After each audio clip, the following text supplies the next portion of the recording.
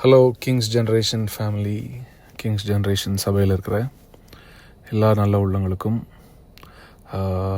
ஃபேமிலிஸ்க்கும் வாழ்த்துதலை சொல்கிறேன். நான் pastor John Jebaraj தான் பேசுகிறேன். இந்த ஆடியோ கிளிப் நான் நம்முடைய சபை மக்களுக்காக மாத்திரம்தான் போடுறேன். ஆனால் இது எப்படியும் யூடியூபுக்கு வந்துடும். எல்லா சபைகளில் உள்ள பாஸ்டர்ஸும் கேட்பாங்க. தமிழ்நாடு மட்டும் இல்லை, உலகம் ஃபுல்லாக அந்த ஆடியோ போகும்னு எனக்கு தெரியும். ஆனாலும் தெரிந்ததை நான் சொல்கிறேன். அதுக்கு முன்பதாக இதை கேட்கிற எல்லா மற்ற சபை ஆட்களுக்கு, மற்ற ஊழியர்களுக்கு, மற்ற விசுவாசிகளுக்கு, கிங்ஸ் ஜென்ரேஷன் சபை அல்லாத மற்றவர்களுக்கு சொல்கிறேன். ஒருத்தருடைய பிரச்சனையை நம்ம என்டர்டெயின் பண்ணிட்டோ, இல்லை அதை குறித்த காசிப் பண்ணிட்டோ, இன்னொருத்தங்களுக்கு அனுப்பிட்டு அதை நம்ம தேவையில்லாத கமெண்ட்ஸ் பண்ணிட்டோ, இல்லை அந்த இன்னொருத்தருக்கு காயத்தை கொடுக்கறத நம்ம எப்போவுமே என்ஜாய் பண்ணக்கூடாது. அது நமக்கு நல்லது கிடையாது. நீங்கள் செய்வதற்கு கர்த்தர் உங்களுக்கு பதில் தருவாராக. கிங்ஸ் ஜென்ரேஷன் சபை மக்களோடு நான் கிட்டத்தட்ட அக்டோபர் மாதத்துலேருந்து நான் பேசலை. ஏன்னா அக்டோபர் மாதத்துக்கு அப்புறம் நான் கோயம்புத்தூரில் இல்லை, வெளியே போயிட்டேன். நான் இந்த ஆடியோவை நான் ரிலீஸ் பண்ணுற ஒரு கட்டாயத்தில் நான் வந்ததுனால வேறு வழி இல்லாமல் நான் ரிலீஸ் பண்ணுறேன். இந்த ஆடியோவில் நான் எல்லாம் பேச போகிறது கிடையாது. சில விஷயங்களை நம்முடைய சபை திறக்கப்படும் பொழுது ஜூன் 1ஆம் தேதி நம்முடைய சபையை மறுபடியும் கோயம்புத்தூர் பட்டணத்தில் திறக்கவிருக்கிறோம். எந்த கட்டடத்திற்காக நீங்கள் நிதி கொடுத்தீங்களோ அதே கட்டடத்தில் தான் நம்முடைய சபை ஆராதனை தொடங்கவிருக்கிறது. ஸோ நீங்கள் ஒருவேளை நாங்கள் ஆல்ரெடி வேறு சபைகள் நாங்கள் போயிட்டோம், இல்லை சிலர் இனி இந்த சபைக்கு நாங்கள் வர விரும்பலன்னு சொன்னால் கூட எனக்கு பிரச்சனை இல்லை. உங்களுக்காக நான் ஜெபிக்கிறேன். உங்களை மனதார நான் ரிலீஸ் பண்ணுறேன். உங்களை ஆசீர்வதிக்கிறேன். நீங்கள் எங்கே இருந்தாலும் நல்லா இருக்கணும். கிங்ஸ் ஜென்ரேஷன் ஆரம்பித்து 5 வருடங்கள் ஆகிறது. இந்த 5 வருஷத்தில் எத்தனை தியாகங்களை நான் சபைக்காக செய்திருக்கிறேன், இந்த சபை வளர்ச்சிக்காக செய்திருக்கிறேன், மக்களுடைய தேவைகளுக்காக செய்திருக்கிறேன். எத்தனை ஆயிரம் ஜனங்களை கர்த்தர் சுகமாக்கி இருக்கிறாருன்னு நீங்கள் எல்லாம் சாட்சி பார்த்துருக்குறீங்க. ஆண்டவர் அந்த ஊழியத்தில் இருப்பதையும், ஆண்டவர் என்னோடு இருப்பதையும் பாடல்கள் மூலமாக, பிரசங்கத்தின் வாயிலாக எத்தனையோ ஹீலிங் டெஸ்டிமனிஸை நீங்கள் கேட்டு கர்த்தர் என்னோடு இருப்பதை கண்டு தான் கிட்டத்தட்ட 2300க்கும் மேற்பட்ட மெம்பர்ஸ் நம்ம சபையில் சேர்ந்தீங்க. என்னுடைய குடும்ப பிரச்சனையை நான் பொது இடத்தில் பேச விரும்பவில்லை, அதை செய்யவும் மாட்டேன். ஒருவேளை அவர்கள் தரப்பிலிருந்து ஏதாவது அவதூறான குற்றச்சாட்டுகளையோ இல்லை ஆதாரமற்ற குற்றச்சாட்டுகளையோ அவர்கள் பொது தளத்தில் வைத்தால் அதையும் நான் சந்திக்க தயார் என்று பதிவிடுகிறேன். அப்புறம் நானும் அநேக உண்மைகளை பச்சையாக வெளியே சொல்ல வேண்டிய வரும். அதற்கு எதிர்த்தரப்பினர், என்னுடைய ரீமாவுடைய குடும்பத்திலேருந்து அவங்க செய்ய மாட்டாங்க, கொஞ்சம் டீசெண்டாக நடந்துக்கிடுவாங்க நான் நினைக்கிறேன். என் குடும்ப பிரச்சனையை நான் கிட்டத்தட்ட அநேக ஆண்டுகள் சந்தித்து வருகிறேன். ஆனால் நானும் அவளும் அதை மேற்கொண்டு ஜெபத்தினாலும் அறிவுரைகளினாலும் மேற்கொண்டு நாங்கள் அதை தொடர்ந்து செய்து கொண்டே வந்தோம். அந்த பிரச்சனையை நான் அவசியப்படும் பொழுது சொல்கிறேன்னு சொல்லிட்டேன். அண்ட் பொது வளத்தில் நான் சொல்ல மாட்டேன், பொது தளத்தில் தான் சொல்ல மாட்டேன். நான் அது கடந்த ஒரு 2 வருடமாக கொஞ்சம் டாக்ஸிக்காக மாறி, அண்ட் குறிப்பாக இந்த ஜூன் மாதத்திற்கு முன்பதாக சில காரியங்கள் நிமித்தமாக எனக்கும் அவளுக்கும் உண்டான சில வாக்குவாதங்கள், சில கான்வர்சேஷன்ஸில் நான் 2 முறை சொல்லியிருந்தேன். இதற்கப்புறமும் இந்த மாதிரி பிரச்சனை தொடர்ந்து நடந்தால் அது டிவோர்ஸை நோக்கி போக வாய்ப்பு இருக்குது, வேண்டான்னு சொன்னேன். அதன் பின்பதாகவும் அது நடந்தது. ஸோ அதனால் நான் அதை முழுசாக சொல்ல விரும்பலை. ஸோ ஷார்ட்டாக உங்களுக்கு நான் சொல்கிறேன். அதுலேருந்து நான் வெளியே வந்தேன். ஜூன் மாதமே நான் என்னுடைய வீட்டிலேருந்து வெளியே விட்டேன். ஜூன் மாதமே வந்துட்டு அதன் பின்பதாக நான் அவங்கக்கிட்ட சொன்ன காரியம், இது உலகத்திற்கு தெரிய வேண்டாம், நம்ம இதை நமக்குள்ளேயே சுமூகமாக முடித்து விடலாம் என்று ஜூன் முதல் வாரத்திலேயே நான் வீட்டில் பேசிவிட்டு தான் வெளியே வந்தேன். என்னன்னா, நான் என்னுடைய ஊழியத்தில் இந்த சபையை ஆரம்பிக்கும் பொழுது யாருமே என் கூட இல்லை. எனக்கு அசிஸ்டன்ட் பாஸ்டர்னு யாரும் நான் நியமிக்கலை, அசோசியேட் பாஸ்டர் யாரையும் நான் நியமிக்கலை. ஆனால் ஊழியம் வளர கொஞ்ச நாட்கள், ஏன்னா நம்முடைய சபை வந்து ஒய்எம்சியில் தான் ஆரம்பித்தோம், கோயம்புத்தூர் ஒய்எம்சியில். கொஞ்ச நாள் ஆக ஆக சபை வளர்ந்தது. அப்புறம் கொரோனா காலத்தில் எல்லா சபையும் மூடப்பட்டது. அதன் பின்பதாக வேறொரு இடத்துல தொடங்க வேண்டும். ஏன்னா கொரோனா காலத்திலும் நம்முடைய எண்ணிக்கை மெம்பர்ஸ் வந்து ஆன்லைன் மூலமாக அதிகமானாங்க. அவர்கள் எல்லாம் வந்தால் வேற ஒரு இடம் தேவைப்படுமேன்னு சொல்லி தான் நம்ம வந்து வேற ஒரு இடத்த நோக்கி போகிறோம். இந்த காலகட்டத்தில் தான் ஒரு நபர் வந்து எனக்கு அறிமுகமாகிறார். அவர் பெயரை நான் சொல்ல மாட்டேன். பெயரை சொல்வதற்கு பயம் இல்லை, பயத்தினால் அல்ல, நான் தைரியமாக சொல்வேன். சீக்கிரம் ஒரு நாள் வெளியில் அதை சொல்ல போகிறேன் நான். ஆனால் சொல்கிறதுக்கு பதிலாக ஒரு ஹிண்ட் கொடுக்குறேன், எல்லாத்துக்கும் அது யாருன்னு தெரியும். அவரை தான் என் சர்ச்சில் எனக்கு அசோசியேட் அப்படின்னு சொல்லி வச்சுருந்தேன். கிங்ஸ் ஜென்ரேஷன் சபையில் அவர் தான் ட்ரூத் டைம் எடுப்பார். அவருக்கு கிராஸ்கட் ரோடில் அவங்க அப்பாவுக்கு, அவங்க தகப்பனாருக்கு ஒரு இடம் இருக்குது, ஒரு பில்டிங். அந்த பில்டிங்கில் மொட்டை மாடி இருந்துச்சு. அந்த மொட்டை மாடியை அங்கே ஏற்கனவே ஒரு பழைய பில்டிங் சிறிய அளவில் இருந்தது, உபயோகத்தில் இல்லாமல் இருந்தது. அப்போ அவர் சொன்னார், எங்கள் மொட்டை மாடியில் வேணால் நம்ம சபை கட்டிக்கிடலாம், நம்ம அங்கே ஆரம்பிக்கலாம்னு சொன்னார். அப்போ இது விஷயமா நாங்கள் அவங்க வீட்டில் போய் பேசினோம், அவங்க தகப்பனாட்ட பேசினோம். அப்போ அவங்க சொன்னது, ஏற்கனவே இருக்கிற அந்த சின்ன உபயோகத்தில் இல்லாத, யூஸில் இல்லாத ஒரு சின்ன பில்டிங், அந்த மொட்டை மாடியில் ஒரு 2/4 தான் இருந்துச்சு அந்த பில்டிங். அது ஏற்கனவே அந்த இன்டீரியர்லாம் இடிஞ்சு போய் தான் இருந்தது. நீங்கள் அதை இடிச்சிட்டு நீங்கள் உங்களுக்கு தேவையானதை கட்டிக்கோங்க, உங்கள் காசில் கட்டிக்கோங்க. ஆனால் உங்கள் காசில் நீங்கள் எவ்வளோ கட்டுறீங்களோ அதை நான் வந்து அட்வான்ஸ் தொகையாக எடுத்துக்கொள்கிறேன்னு அந்த நபர் வாக்கு கொடுக்குறாரு.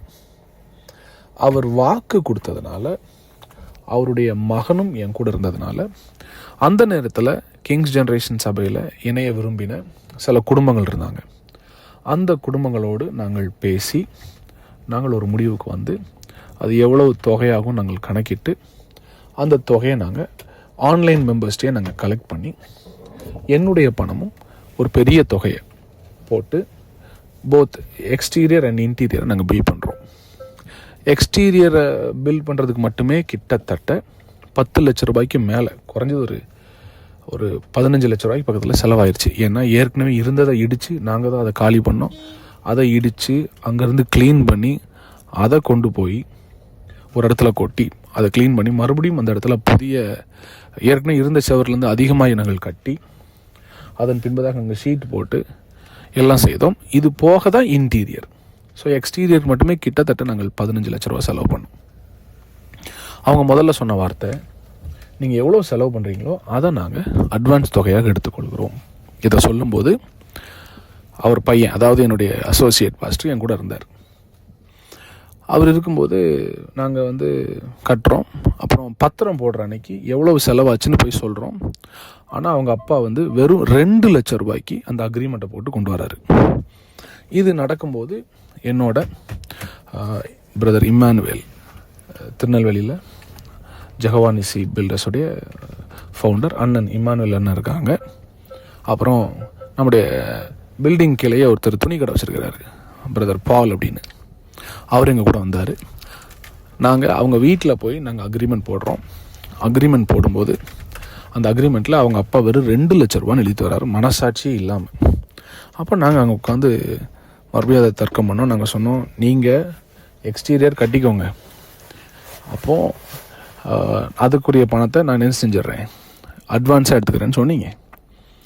ஆனால் இப்போ கடைசியில் வெறும் 2 லட்ச ரூபா போடுறீங்களா அங்கிள், நான் பேசுகிறோம். அப்போ பேசும்போது அவங்க தாயாரும் கூட நிற்காங்க, அவங்க குடும்பமும் இருக்குது, எங்கள் சார்பாக ஒரு 3 பேர் இருக்கிறோம் நாங்கள்.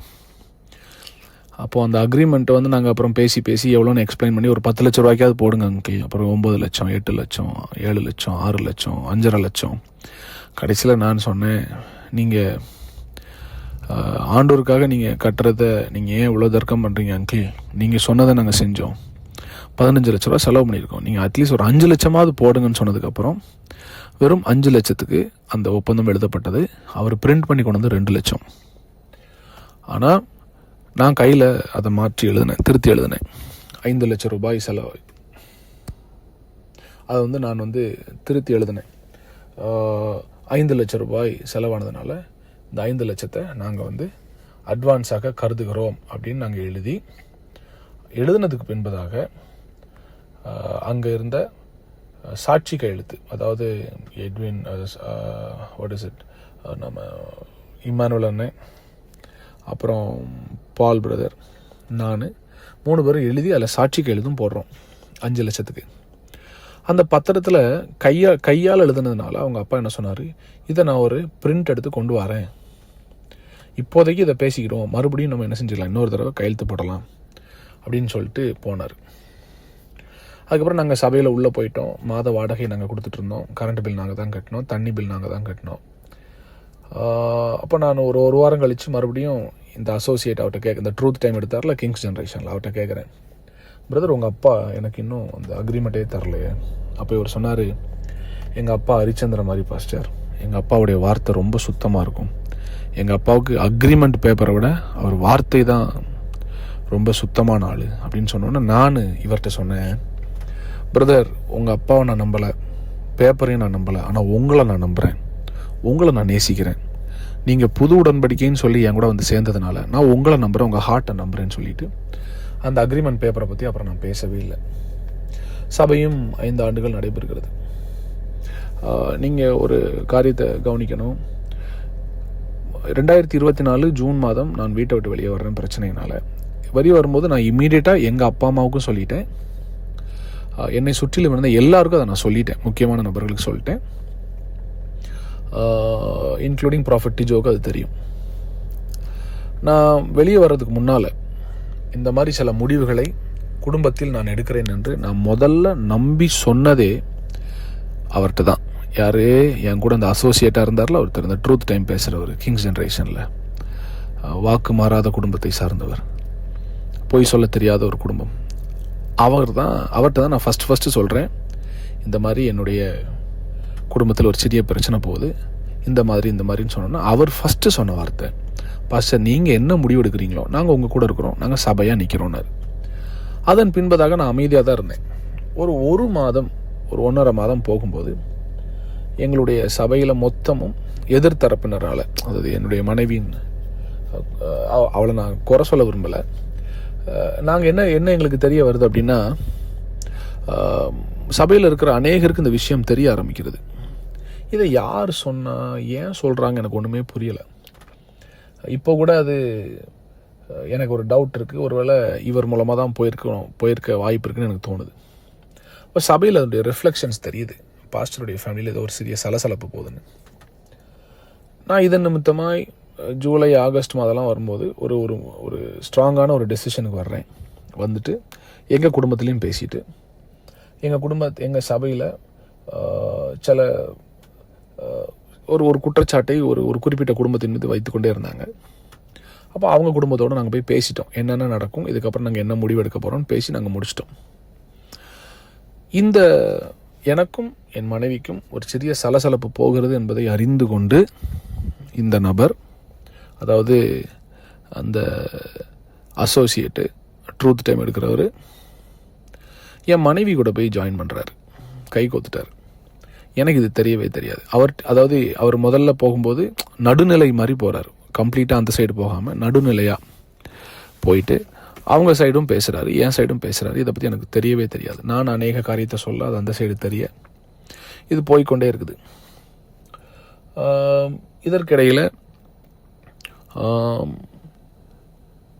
இதை நான் பப்ளிக்கில் நான் வெகு சீக்கிரத்தில் அனௌன்ஸ் பண்ணுவேன். இதை குறித்து எனக்கு பயமும் இல்லை. எந்த பெண்ணை ரொம்ப ஒரு பெண் பிள்ளைங்க தாக்கி அசிங்கப்படுத்தி அவமானப்படுத்தி சபையை விட்டு வெளியேற்றணும்னு நினச்சாங்களோ அந்த பெண்ணின் குடும்பத்தோடு எங்கள் குடும்பம் பேசிவிட்டார்கள். ஒருவேளை இது டிவோர்ஸ் ஆனால் என்ன செய்யலாம், நம்ம அடுத்த திருமணத்தை நம்ம செய்து கொள்ளலாம், அது வரைக்கும் நமக்குள்ளே இது இருக்கட்டும்னு சொல்லி நாங்கள் உள்ளே தான் பேசி வச்சுருந்தோம். அப்போ என்னோட சபையில் சில வாலிபர்கள் ரொம்ப க்ளோஸாக இருப்பாங்க. அதில் குறிப்பாக ஒரு நபர் எனக்கு அடிக்கடி என் கூட வெளியில் டிரைவராக வருவார், கார்லாம் ஓட்டுவார். நான் அவங்க பேரை சொல்லலாமா வேண்டாமான்னு யோசித்த போது என் மனசாட்சி சொன்னிச்சு, நீ ஒரு நாள் அதை காண்பித்து கொடுக்காத, கர்த்தர் பார்த்து கொள்வார், ஆண்டவர் இதை செய்வார். நான் இந்த ஆடியோவுடைய முடிவில் என்னென்ன சில காரியங்களை கர்த்தர் ஏற்கனவே செய்ய ஆரம்பித்து விட்டார் என்பதை நான் சொல்கிறேன். அது நிச்சயமாய் உங்களுக்கு தெரிய வரும். அப்போ நாங்கள் குடும்பமாக ஆல்ரெடி இதை பேசி முடித்ததுனால நாங்கள் சேர்ந்து வெளியே போவதுண்டு, தனியில் சேர்ந்து வெளியே போவதுண்டு. போகும் பொழுது ஒரு அக்கேஷனில் என் கூட 5-6 ஃபேமிலிஸ் இருக்கிறாங்க, எல்லாருமே பொது இடத்துல இருக்கும் பொழுது ஒரு பர்த்டே ஃபங்க்ஷனில் நான் எதேர்ச்சியாக கொடுத்த ஒரே ஒரு முத்த காட்சி, அது ஒன்றும் இல்லை, ஒரு ரொம்ப ஃபார்மல் கிஸ். அது நீங்கள் இது கொச்சையாக எனக்கு தெரியும், இதை நிறைய பேர் யூடியூப்பில் டைட்டில்லாம் போடுவீங்க. நீங்கள் போட்டாலும் எனக்கு பிரச்சனை இல்லை. ஏன்னா நான் மறுபடியும் இதை நானே என்னுடைய சேனலில் இந்த வீடியோ நான் போடுறேன். இது போட்டதுக்கப்புறம் நிறைய பேருக்கு பதில் தெரியும். அந்த வீடியோவை என் டிரைவர் கையில் வச்சுருக்கிறார். பிரியமானவர்களே, இந்த பிரச்சனை ஒரு பக்கம் போயிட்டு இருக்கும்போது எதிர்த்தரப்பினர்லேருந்து என் சைடில் இருந்த சில வாலிபர்கள் அவங்க பக்கத்தில் போகிறாங்க. காரணம் எல்லாமே எங்கள் கூட க்ளோஸாக தானே இருந்தாங்க. இருக்கும்போது அதில் ஒரு வாலிப தம்பி இருக்கான். அவங்க அப்பா ஒரு சர்ச்சு பாஸ்டர். அவர் அடுத்து நான் இந்த ஆடியோ இதோட முடியாது, ஒரு 2-3 ஆடியோஸ் நான் போடுவேன். அதில் சில ஆடியோஸ் நான் இந்த துரோகம் செய்த சில வாலிபர்களுடைய அப்பா அம்மா கிட்ட நான் நேரடியாக பேச போகிறேன். பேசி இது எப்படிப்பட்ட சாபத்தை கொண்டு வரும், இது எப்படிப்பட்ட காரியத்தை உங்கள் பிள்ளைகள் செய்திருக்கிறாங்க நான் நேரடியாகவும் யூடியூப்லேயும் நான் பேசுவேன். பட் ஒரு நாளும் பேர் சொல்ல மாட்டேன். அவங்க எல்லாம் கூட சேர்ந்துட்டு எப்படியாவது என்னை பழி வாங்க வேண்டும், என்னை தீர்த்து கட்ட வேண்டும் என்று என்னை ஒரு இது பண்ணுறாங்க. அப்போ நீங்கள் யோசிப்பீங்க, எதுக்கு அவங்கள பழி வாங்குறாங்க? அவர்கள் சில காரியத்தில் மாட்டி நான் அதை எங்களுக்குள்ளேயே பேசி முடித்தோம். ஆனால் நான் அதை வெளியே சொன்னதாக அவர்களிடத்தில் போய் யாரோ சொல்லிட்டாங்க. அதுவும் இந்த நபராகத்தான் இருக்கும் என்று எனக்கு இப்போ எல்லாம் சந்தேகம் வருகிறது. கடைசியில் அவங்க ஒரு டீமாக சேர்றாங்க. இவங்க எல்லாம் சேர்ந்து இந்த ஒரு வீடியோ மட்டும்தான் அவங்க சைடில் இருக்குது. என் கூட டிரைவராக இருந்த இந்த தம்பி கொஞ்ச நாளில் நம்ம அசோசியேட் கூட போய் சேர்றாரு. ஏன் சேர்றாருன்னா இன்னொரு பிரச்சனையை அவங்க கிளப்புறாங்க. எனக்கும் வேற ஒரு பெண்ணுக்கும் தொடர்பு என்று. அதுக்கு ஒரு ஆதாரம் கிடையாது, ஒரு சாட்சி கிடையாது. அந்த பொண்ணும் அதுக்கு ஒத்துக்கல, நானும் அதுக்கு ஒத்துக்கல. ஒரு வாட்ஸ்அப் மெசேஜோ ஒரு கால்ஸோ ஒன்றும் கிடையாது. ஆதாரமற்ற ஒரு பெரிய அபாண்டமான ஒரு பழியை என் மீதும் அந்த பெண் மீதும் போடுறாங்க. இன்ஃபேக்ட் நான் தான் அவங்க 2 பேருக்கும் கல்யாணம் பண்ணி வச்சேன். நான் தான் அவங்க கூட நின்று எல்லாம் பண்ணியிருக்கிறேன். அவங்க என்னை அப்பான்னு தான் கூப்பிடுவாங்க. அந்த பெண்ணோட என்னை தொடர்பு படுத்தி பேசின உடனே நான் இமீடியட்டாக நான் அவங்க வீட்டில், அந்த பையன் பொண்ணு வீட்டில் தான் நான் தங்கியிருந்தேன் கொஞ்சம் நாட்கள், கொஞ்சம் மாதங்கள் கூட சொல்லலாம். நான் தனியாக இல்லை, அந்த வீட்டில் பெரியவர்களும் தங்கியிருந்தார்கள். இந்த குற்றச்சாட்டு வந்த அன்னைக்கே நான் அந்த வீட்டை காலி பண்ணிவிட்டு நான் வெளியே வந்துட்டேன். வெளியே வந்து நான் வேற ஒரு இடத்துக்கு போயிட்டேன். வீட்டை விட்டு அநேக நாட்கள் வெளியே இருந்த நான் மறுபடியும் செப்டம்பர் மாதம் இந்த பிரச்சனைகள் அதிகமாகிறது போல தோணுன உடனே சரி, சபையை காப்பாற்ற வேண்டும், ஊழியத்தை காப்பாற்ற வேண்டும், நம்முடைய பர்சனல்னால் கூட நம்ம என்ன செஞ்சிடலாம், பல்ல கடிச்சிட்டு நம்ம வாழ்ந்துடலாம், நம்ம பிள்ளைக்காக நம்ம என்ன செஞ்சலாம், அமைதியாக போயிடலான்னு சொல்லிட்டு மறுபடியும் ப்ராஃபட் டிஜோ என்னை பார்த்து பேசுகிறாரு. அந்த ஒரு காரணத்தினால நான் திருப்பி வீட்டுக்கு போயிட்டேன். நான் வீட்டுக்கு போனதுக்கப்புறம் தான் தெரியுது பிரச்சனை இன்னும் முடியலை. காரணம், அதற்குள்ளாக இந்த அசோசியேட்டு இந்த பசங்களை கையில் வச்சுட்டு, எதிர்த்தரப்பினர் மற்ற ஆட்களையும் கையில் வச்சுட்டு ஏற்கனவே சபையை அபகரிக்க திட்டமிட்டதால் நான் வீட்டுக்கு திரும்பி போனதுக்கு பின்பதாகவும் அவர்கள் என்னை நிம்மதியாக வாழ விடவில்லை. ஏன்னா நான் டெஸ்ட் பண்ணுறேன் வீட்டில். எடுத்த உடனே நான் உள்ளே போயிட்டு எல்லாத்தையும் செய்யலை. எனக்கு ஐ நீடட் சம் டைம். நான் சொன்னேன், எனக்கு கொஞ்சம் டைம் வேணும், எனக்கு ஒரு மாதமாவது எனக்கு டைம் வேணும். ஏன்னா நிறைய பாதிப்புகளை இந்த 3-4 மாதங்களில் சபைக்குள்ளே நீங்கள் கொண்டு வந்துட்டீங்க. அவதூறாக பேசி அநேகருக்கு கெட்ட பேர், எனக்கும் கெட்ட பேர் கொண்டு வந்துட்டீங்க, நிறைய பேர் கெட்ட பேர் கொண்டு வந்துட்டீங்க. அப்போ என் தரப்பில் எனக்காக நின்று என்னுடைய சபை மக்களுக்கும் நிறைய கெட்ட பேர் கொண்டு வந்துட்டீங்க, அவங்களையும் அசிங்கமாக பேசிட்டீங்க. இந்த காயம் மாறுவதற்கு எனக்கு ஒரு மாதமாவது டைம் வேணும்னு சொல்லிட்டு என் மனைவிட்ட நான் சொல்லிட்டு நான் வீட்டிலே தான் இருக்கிறேன். ஆனால் வீட்டுக்குள்ளே நான் பேசுகிற எல்லா காரியத்தையும் ஏற்கனவே இவர்கள் கூடி திட்டம் பண்ணாங்களா அந்த டீமுக்கு எல்லா அப்டேட்ஸும் போயிட்டே இருக்கு. அப்போ திடீர்னு எனக்கு ஒரு மிரட்டல் வருது, நாங்கள் உன்னைய கொலை பண்ண போகிறோம் அப்படின்னு சொல்லிட்டு. நான் சொன்னேன், கொலை பண்ணால் நீங்கள் வாங்கப்பா, இந்த மாதிரி இந்த அட்ரஸில் தான் நான் இருக்கேன், வந்துட்டு போங்கன்னு சொல்கிறேன். அதன் பின்பதாக இல்லை, நீ என்ன பண்ணன்னு தெரியுமா, அவன் பொண்ணு மேலே கை வச்சுட்ட, அவன் ஒய்ஃப் மேலே கை வச்சுட்டேன்னு ஏதோ ஒரு அசிங்கமான ஆதாரமற்ற குற்றச்சாட்டுகளை கொண்டு வரும்போது தான் நான் அதை கொஞ்சம் தீவிரப்படுத்தி, சரி கொஞ்ச நாள் நம்ம சபை ஊழியத்திலேருந்து ரெஸ்ட் எடுத்துகிட்டு இந்த சபையை எனக்கு அசோசியேட்டாக இருக்கிற அதே நபர் அவர் தான் கெட்டவரும் தெரியாமல் அவர்கிட்டே கொடுத்துட்டு கொஞ்சம் வெளியே போயிட்டு ஒரு 1 இயர் கேப் எடுத்துகிட்டு ஒரு ப்ரேயர் பண்ணிவிட்டு சரி நம்ம எல்லா விஷயத்தையும் செட் பண்ணிவிட்டு திருப்பி வரலான்னு சொல்கிறேன். ஆனால் இவர்கள் சொல்கிற எந்த குற்றச்சாட்டுக்கும் ஆதாரமே கிடையாது. சொல்லப்போனால் அந்த ஒரு பையனை வந்து ஒரு பையனை வச்சு என்னை மிரட்டினார்ல அந்த அசோசியேட்டு, கொலை பண்ணிடுவேன் அப்படி பண்ணிடுவேன். அந்த பையன் பாவம், ஆக்சுவலாக அவன் பாவம். அவனுக்கு வந்து என்னை ரொம்ப நேசித்த பையன். அவனை எப்படியோ இவங்க எல்லாம் சேர்ந்து ஒரு குரூப்பாக சேர்ந்து அவனை பிரெயின் வாஷ் பண்ணி அவனை கைக்குள்ளே போட்டுட்டு இதெல்லாம் பண்ண ஆரம்பிச்சிட்டாங்க. இப்போது அக்டோபர் மாதம் 22ஆம் தேதி என்னுடைய பர்த்டேக்கு ஒரு நாளைக்கு முன்னால் இந்த குரூப், அதாவது இவங்க வந்து சாதாரண குரூப் கிடையாது, பெரிய சைக்கோ குரூப். இவங்க வந்து ஒரு மனிதனை எப்படி அவன் மனநலத்தை பாதிக்க வச்சு அவனை வந்து அணுவாக கொன்று அவனை மென்டலி அவனை மன அளவிலும் அவனை கொன்று அவன் உணர்ச்சிகளையும் கொன்று கிட்டத்தட்ட தற்கொலைக்கு நேராக அவனை வழிநடத்துகிற அளவுக்கு கெப்பாசிட்டி உள்ள ஆட்கள் இவங்க. இது சாதாரண கேங் கிடையாது. இந்த ஆடியோவை கேட்குற உலகத்தில் இருக்கிற எல்லா ஊழியர்களுக்கும் நான் சொல்கிறேன், எல்லா விசுவாசிகளுக்கும் சொல்கிறேன், தேவராஜ்யத்தில் சபையில் இப்படிப்பட்ட துரோகிகள் இனி தலையெடுக்கவே கூடாது. அதனால தான் நான் ஓப்பனாக பேச ஆரம்பிச்சிட்டேன். ஏன்னா எனக்கு தெரிஞ்ச நான் சினிமாலாம் பார்த்துருக்குறேன். சினிமாவில் கூட இவ்வளவு கேவலமான ஒரு காரியத்தை யாராலும் ஒரு சித்தரிக்க கூட, அதாவது யோசிச்சு கூட இமேஜின் கூட பண்ண பார்க்க முடியாது. அந்த அளவுக்கு கொடுமையான கூட்டமாகும் இந்த கூட்டம். அந்த கூட்டத்துக்கு தலைவன் தான் அந்த அசோசியேட். இவர்கள் என்னை மிரட்டுகிறார்கள். அப்போ மிரட்டி நாங்கள் வீடியோவை வெளிவிட போகிறோம். நான் சொன்னேன், என்ன வீடியோ? நீங்கள் வந்து ஒரு பொண்ணு கூட தப்பு பண்ண வீடியோ வெளியிட போகிறேன். நான் சொன்னேன், அப்படி நடக்கவே இல்லை, நீங்கள் விட்டுக்கோங்கன்னு சொல்கிறேன்.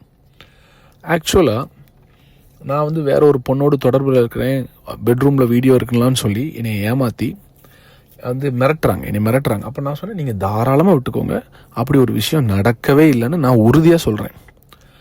ஏன்னா என் கூட இருந்த டிரைவரு, நம்ம ஏற்கனவே எங்கள் குடும்பமாக பேசியிருக்கோம்ல, அந்த குடும்பம், இந்த ஃபேமிலி, அந்த பொண்ணுக்கு வந்து அவங்க அந்த பர்த்டே அன்னைக்கு நம்ம முத்தம் கொடுத்ததை அந்த வீடியோ மட்டும் தான் இவன் கையில் இருக்குது. இவன் போய் அவங்க கூட சேர்ந்துட்டான்னு எனக்கு தெரியவே இல்லை. ஆனால் அவங்க வேறு சில குற்றச்சாட்டுகள்லாம் சொல்லும்போது நான் சொன்னால், தைரியமாக நீங்கள் என்ன செய்யுங்க, வீடியோவை ரிலீஸ் பண்ணுங்கள். அப்படி ஒன்று நடக்கவே இல்லை, நான் சந்திக்க தயார்னு சொல்லிட்டேன்.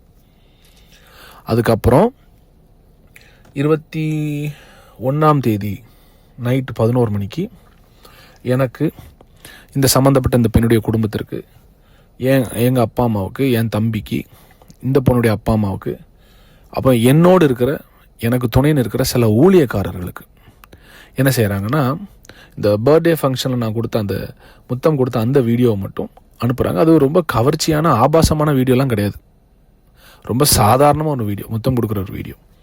ஆனால் அந்த டைமில் நான் இந்த நியூஸை உலகத்துக்கு சொல்லாததுனால திடீர்னு ஒருத்தன் வெளியில் வந்துட்டு இந்த மாதிரி பாஸ்டர் வந்து ஒரு பொண்ணோடு இருக்கிறான்னு சொன்னால் எல்லாரும் என்னை தப்பாக நினைப்பாங்கன்னு சொல்லிட்டு தான் நான் அதுக்கு பயந்து போய் நீங்கள் அதை ரிலீஸ் பண்ணாதீங்கடான்னு சொன்னேன். அதை வச்சு என்னை மிரட்டி அதுக்கு பின்பதாக என்ன செய்கிறாங்கன்னா, 21ஆம் தேதி என் பர்த்டே அன்னைக்கு நைட் 21ஆம் தேதி இந்த வீடியோவை எல்லாருக்கும் அனுப்புகிறாங்க. இது எல்லாருக்கும் தெரியும், என் மனைவி உள்பட. 21ஆம் தேதி நைட்டு 11:45 என்னை ஃபோன் பண்ணி சொல்கிறா, நீ உயிரோடு இருக்காது, நீ செத்துரு. இந்த வார்த்தையெல்லாம் கேட்கும்போது எனக்கு ரொம்ப கஷ்டமாக இருந்தது. ஒரு பக்கம் ஊழியம் போயிட்டுருக்குது, ஒரு பக்கம் நான் பாடல் எழுதிட்டுருக்கிறேன், அது பண்ணுறேன், நிறையா சேலஞ்சஸை நான் ஃபேஸ் பண்ணிகிட்டு இருக்கிறேன். அப்போது இவங்களும் ஒரு பெரிய டீமாக சேர்ந்துட்டு என்னை பழி வாங்க நினைக்கும் போது நான் கிட்டத்தட்ட செத்த பணமாகத்தான் தெரிந்தேன். எனக்கு ஒரே ஆறுதல் தேவ பிரசன்னம் மட்டும்தான். நான் ஆண்டவர்கிட்ட போய் அழுவேன், ஆண்டவரே நான் இது தப்பாக செஞ்சேன், இது ரைட்டாக செஞ்சேன், என்ன இருந்தாலும் நீங்கள் என்னை பார்த்துக்கோங்க. நான் ஒரு நாளும் மனிதர்கள் என்னை பழி வாங்கவோ இதை பயன்படுத்தி என்னை அழிக்க நினைத்தால் அதுக்கு நீங்கள் ஒரு நாள் நீங்கள் சம்மதிக்க மாட்டீங்கன்னு தெரியும் ஆண்டவரே, நான் ஆண்டவர்கிட்ட சொல்கிறேன். 21ஆம் தேதி நைட்டு என் பர்த்டே கெடுப்பதற்காகவே கரெக்டாக இவங்க என்ன பண்ணுறாங்கன்னா ஒரு வீடியோ ரிலீஸ் பண்ணுறாங்க. இந்த வீடியோவை முக்கியமான ஆட்களுக்கும் எனக்கும் அதை ஃபார்வர்ட் பண்ணுறாங்க. நீங்கள் நல்லா கவனிங்க. அதன் பின்பதாக 22ஆம் தேதி என் பர்த்டே நான் ஒழுங்காக கொண்டாடலை, நிம்மதியாக நான் இல்லை. ஆக்சுவலாக கொஞ்சம் கஷ்டமாக தான் இருந்துச்சு எனக்கு இப்போ கூட அதை நினச்சா அழுக வருது. பட் பரவாயில்ல. 27ஆம் தேதி சண்டே 27 சண்டே. ஸோ என்னுடைய பர்த்டேக்கு ஒரு வாரத்துக்கு முன்பதாகவே என் சபையிலிருந்து குறிப்பாக இந்த அசோசியேட்டும் அவருடைய மனைவியும் எங்கள் சபை குரூப்பில், வாட்ஸ்அப் குரூப்பில் ஒரு மெசேஜ் போடுறாங்க. எங்களுக்கும் இந்த சபைக்கும் இனி சம்பந்தம் இல்லை அப்படின்னு ஒரு மெசேஜ் போடுறாங்க. இதை பார்த்துட்டு நான் மனவேதனைப்பட்டு அவருக்கு கூப்பிட்டோன்னே அவர் சொன்னார், இல்லை நாங்கள் ஆல்ரெடி முடிவு எடுத்துட்டோம். நான் சொன்னேன், எதற்காக நீங்கள் முடிவு எடுக்கிறீங்க? நீங்கள் இதில் வெளியே போகிறதுக்கு என்ன சம்மந்தம்? இல்லை ஜனங்கள் எங்ககிட்ட கேள்வி கேட்குறாங்க. நான் சொன்னேன், யார் கேள்வி கேட்டாலும் பாஸ்டர்கிட்ட பேச சொல்லுங்கள், என்கிட்ட பேச சொல்லுங்கன்னு சொன்னேன். ஆனால் இவர் தான் தலைவன் எனக்கு தெரியாமல் நான் அவர் சொன்னதை நம்பிட்டு சொன்னேன், சரி பிரதர், ஒருவேளை நீங்கள் இந்த ஊழியத்தை விட்டு வெளியே போகிறீங்கன்னா பார்த்து போய்க்கோங்க, பட் நான் உயிரோடு இருக்கிற வரைக்கும் ஊழியம் பண்ணுவேன், நான் ஊழியத்தை செஞ்சுக்கிறேன், நான் பார்த்துக்கிறேன்னு சொல்லிட்டு விட்டுட்டேன். 2 வாரத்துக்கு முன்பதாகவே இந்த சபையின் ஊழியத்திலிருந்து விடுபடுகிறேன் என்று சொன்ன இந்த நபர் அந்த பசங்கள் கூட தான் கான்டாக்டில் இருந்தார். இன்ஃபேக்ட் அந்த ஒரு தம்பி என்னை ஒரு நாள் நைட் ஃபோன் பண்ணி உன்னை கொலை பண்ணிடுவேன், அதை பண்ணிடுவேன்னு சொல்லும்போது அதுக்கு கான்ஃபரன்ஸ் கால் போட்டு தந்ததே இவர் தான்.